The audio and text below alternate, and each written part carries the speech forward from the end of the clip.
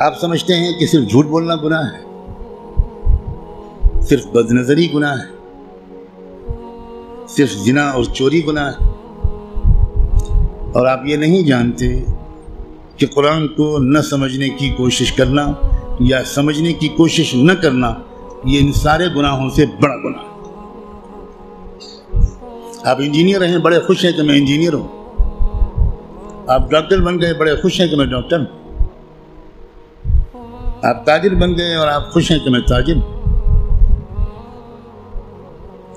اور آپ کو اس کمی کا احساس تک نہیں ہے کہ میں کتنا بڑا محروم انسان ہوں کہ میں اللہ کے کلام کو جو صرف میرے لیے آیا تھا وہ میں سمجھنے کی کوئی کوشش ہی نہیں کی میں۔ مسلمانوں کی اکثریت، غالب اکثریت، وہ جو 5 وقت کی نماز پڑھتے ہیں وہ بھی، جو روزہ رکھتے ہیں وہ بھی، جو اپنے کو دیندار سمجھتے ہیں وہ بھی، جو کچھ دینی کام بھی کرتے ہیں وہ بھی،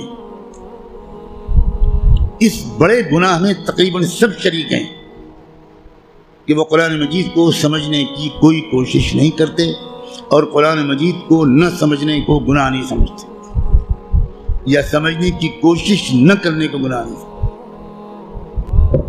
تو آپ قرآن مجید کو سمجھنے کی کوشش فرض عین سمجھیں اور قرآن کو اب تک سمجھنے کی کوشش نہ کرنا یہ کبیرہ گناہوں سے بڑا گناہ سمجھیں۔ اور رمضان کا مہینہ جو گناہوں سے توبہ کرنے اور معافی مانگنے کا مہینہ ہے، اس میں سب سے زیادہ اس گناہ سے توبہ کریں۔ اللہ کے ہاں آپ کی بخشش اس لیے کہہ کر نہیں ہوگی کہ اللہ حضرت میں تعلیم کے حلقے میں بیٹھتا تھا اور اس میں منتخب احادیث پڑھی جاتی تھی، اس میں فضائل نماز پڑھی جاتی تھی۔ یہ منتخب احادیث اور فضائل نماز اس لیے پڑھی جاتی ہے تاکہ قرآن پڑھنے کا، سمجھنے کا شوق پیدا ہو۔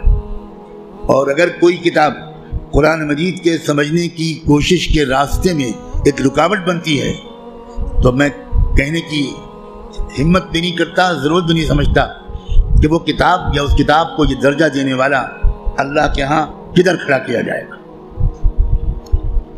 رسول اللہ یہ شکایت کریں گے قیامت کے دن، یہ سن لیجیے، یہ قرآن میں آیا ہے، اور شکایت کیا کریں گے؟ یہ نہیں کہیں گے کہ ان کی ٹوپی 4 کونوں کی نہیں ہوتی تھی، یہ شکایت نہیں کریں گے رسول اللہ مسلمانوں کی جن کی داڑھی چھوٹی تھی۔ رسول اللہ شکایت کیا کریں گے کہ اللہ یہ ہے میری قوم جس نے قرآن کو چھوڑ دیا تھا۔ آپ جس کی شفاعت کی دعائیں کر رہے ہیں وہی آپ کے خلاف اللہ کی عدالت میں مقدمہ دائر کرے گا۔ ہماری عورتیں 100% تقریباً قرآن مجید کو ٹھیک سے شاید پڑھ بھی نہیں پاتی، سمجھنا تو بہت دور کی بات ہے۔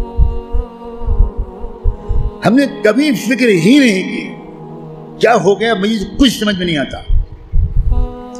قرآن صرف تلاوت کے لیے نہیں آیا ہے۔ اول تو کتنے لوگ سال بھر تلاوت کرتے ہیں وہ آپ خود جانتے ہیں، لیکن میں کہتا ہوں اگر آپ سال کے روزانہ تلاوت بھی کرتے ہیں تو ایک بہت نیک کام آپ ضرور کرتے ہیں، لیکن قرآن کا حق صرف تلاوت سے ادا نہیں ہوگا۔ آپ کے دوست کا خط آپ کے پاس آئے، آپ کی ماں اپنا خط لکھے، آپ دور کہیں رہتے اور ماں آپ کو خط بھیجے، آپ خالی اس خط کو روزانہ پڑھ لیا کریں گے بس؟ اور دوست یا ماں اگر آپ سے کوئی مطالبہ کرتی ہے تو آپ اس پر عمل نہیں کریں گے؟ یہی سلوک ہم قرآن کے ساتھ کر رہے ہیں۔ قرآن کیا ہے؟ اللہ کے خطوط کا مجموعہ ہے، لیکن ہم کو کچھ خبر نہیں کہ اللہ نے ہم کو خط میں کیا لکھا ہے۔ آپ کا دوست آپ کو خط لکھے اور آپ اس کو سمجھ نہ پائیں، آپ چین سے سوئیں گے؟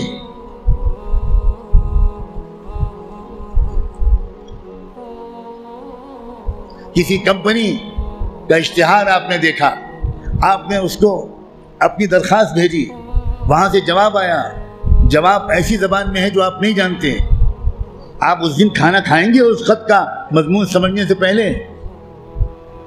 اب دوڑیں گے، بھاگیں گے، پتہ لگائیں گے کہ یہ فرانسیسی زبان میں خط ہے تو میرے شہر میں فرینچ زبان کون جانتا ہے؟ اور آپ اس کی خوشامد کریں گے کہ ذرا اس خط کو پڑھیے اور مجھے بتائیے کہ اس میں کیا لکھا ہے۔ 24 گھنٹے نہیں گزرنے دیں گے آپ، اس سے پہلے اس خط کو سمجھنے کی بھرپور کوشش کر لیں گے، اس کا جواب بھی لکھیں گے۔ لیکن قرآن ہے کہ 60 سال سے آپ کو پکار رہا ہے، اللہ کا خط ہے کہ 70 سال سے آپ پاس آ رہا ہے، لیکن آپ نے ایسے کان بند کر رکھے ہیں، ہمیں کوئی دلچسپی نہیں اللہ کے خط سے، اللہ کہتے رہیں ہمیں کوئی دلچسپی نہیں، ہم بہت مشغول ہیں، ہمارے پاس فرصت نہیں ہے، ہم بڑے کامیاب تاجر ہیں، ہم اسٹوڈنٹ ہیں، ہم پروفیسر ہیں، ہم ڈاکٹر ہیں، ہم انجینئر ہیں، ہم پولیٹیکل ایکٹیوسٹ ہیں، ہم جرنلسٹ ہیں، ہم اخبار میں کام کرتے ہیں، ہم کہاں قرآن کا ترجمہ پڑھ پائیں گے؟ بھئی ہمارے پاس کہاں اتنا وقت ہے؟ بھوگتے گا ہر وہ انسان، ہر وہ مرد اور عورت جو قرآن مجید کو سمجھنے کی کوئی کوشش نہیں کرتا اور قرآن کے مطابق اپنے آپ کو ڈھالنے کی کوئی سیریس کوشش نہیں کرتا، خون کے آنسو روئے گا وہ شخص، خون کے آنسو روئے گا۔ ایسا شخص تو جب قرآن کی تلاوت کرتا ہے تو قرآن اس پر لعنت بھیجتا رہتا ہے۔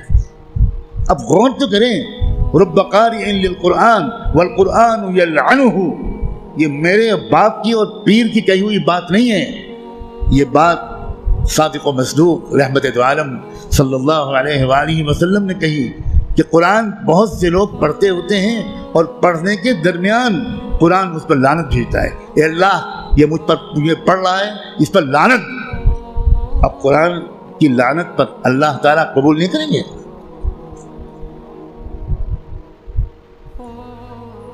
جو توہین قرآن کی ہم نے کی ہے، جو بے عزتی قرآن کی ہم نے کی ہے، اس کے حساب سے ابھی مسلمانوں کی اتنی پٹائی نہیں ہوئی جتنی ہونی چاہیے۔